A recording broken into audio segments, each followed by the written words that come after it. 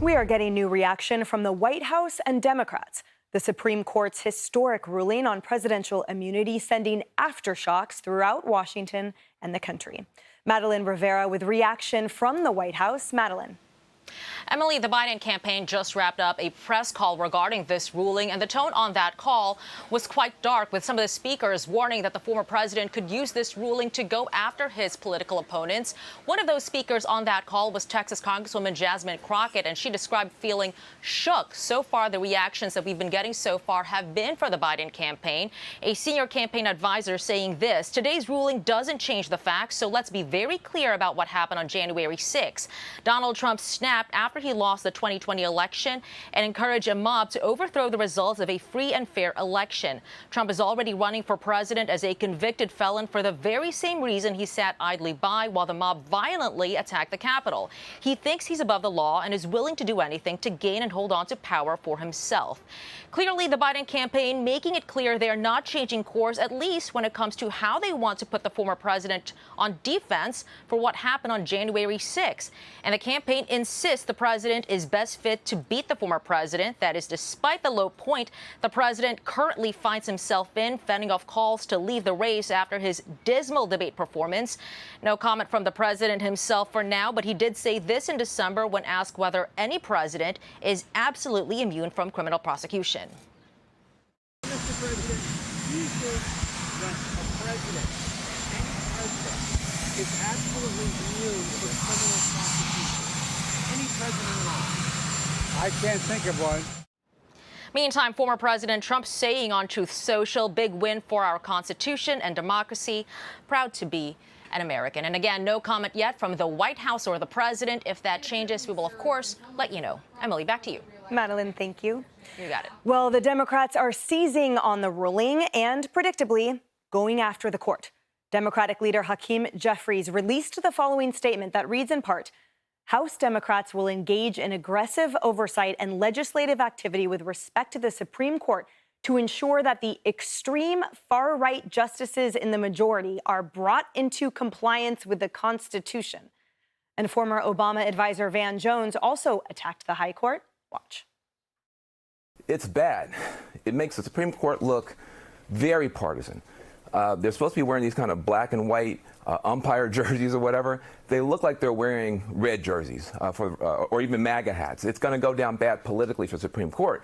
But it's also scary because what is Trump going to do? If Trump gets elected and there's this idea that he can get away with even more stuff, that's really, really scary for the public because he already ran over every norm that he could. So it seems like, I'm just looking at this politically, not legally, politically, it's almost like a license to thug in a way. Like, you can do whatever you want, and the Supreme Court is probably going to let you get away with it. That is very frightening in this case, and so I'm very, very concerned. Well, here for reaction, Jonathan Turley, constitutional law attorney and law professor at George Washington University. He is also a Fox News contributor. Jonathan, what do you make of the license to thug argument and the fact that the Supreme Court justices have to be, quote, brought into compliance? Well, if you drive through Washington, it seems like everyone is just breathing into paper bags today. And it's something that you just want to go up, put your arm around and say, it's going to be okay. We have a Constitution that has survived for a reason. The hyperbolic language, it has a dangerous aspect to it because it's an effort to say something that is not true. If you read the opinion, it is not a wild partisan opinion. To the contrary, it rejected the extreme arguments on both sides. It found a middle road, as many of us suggested. And you have people like Senator Blumenthal coming out and saying that they're nothing but partisan hacks. These are attacks we've heard for years. When we even had Majority Leader Schumer go to the steps of the Supreme Court and threaten justices that they are going to be held personally accountable for these rulings. That's the danger to the rule of law. It is the lack of respect to the institution and these justices.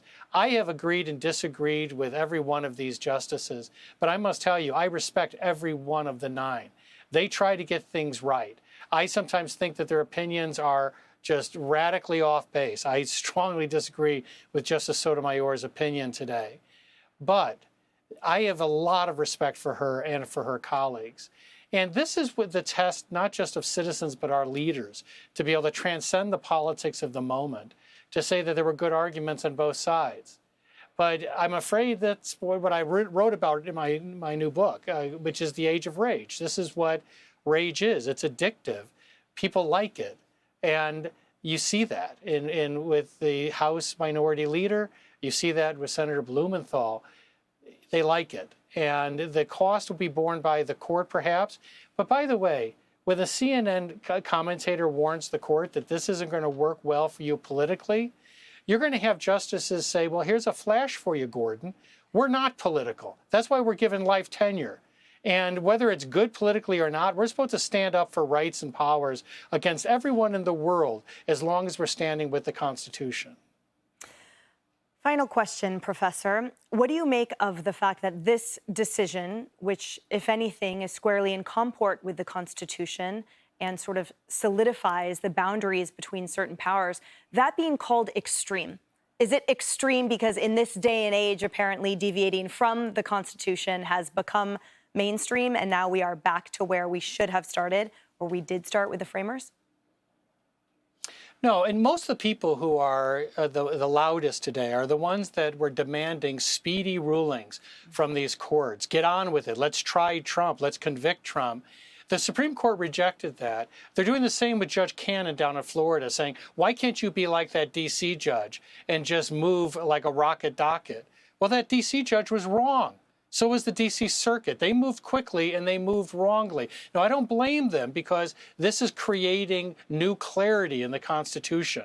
But speed's not the measure. But to say that this is extremism means that you have not read the opinion. They found that middle path because the Constitution is about balances. The checks and balance system is the genius of James Madison. And that's what they were trying to do here, to do the right thing, not for this case, but for future cases. They did right for the ages, as Justice Gorsuch said. But even if you disagree with it, there's a time when as citizens we have to embrace our common identity around the rule of law. You can disagree with these justices without attacking them, going to their houses and harassing their families, because that's what this reckless rhetoric does. That's right. Professor, thank you so much. All right, we're going to bring the conversation back to the couch. So, Andy, to that point, you know, we saw this same unfortunate pattern after the Roe v. Wade decision, which is all of a sudden attack the justices, we've got to pack the court, and there's no language to soften any type of criticism or disagreement with the ruling, i.e., I respect the court. However, this ruling saddens me because X, Y, Z. There's, unfortunately, a much more aggressive tone, and all it does is raise the rhetoric and raise the temperature to potentially dire consequences. Well, but they do it because it works, right? I mean, it's not just directed at the Supreme Court. I'm not saying it works on the Supreme Court in the sense that they change their rulings. But this is what they do across the board. You know, part of, I think, the disconnect in the country is we're over here saying everybody's got to follow the rules, and the rules have to apply equally to everybody. And the people that are on the other side, particularly the progressive left, they believe, as a philosophical matter, this is like out in the open, in using the power of government and using intimidation in order to move the ball up the field. So they'll work within the rules as far as it will take them.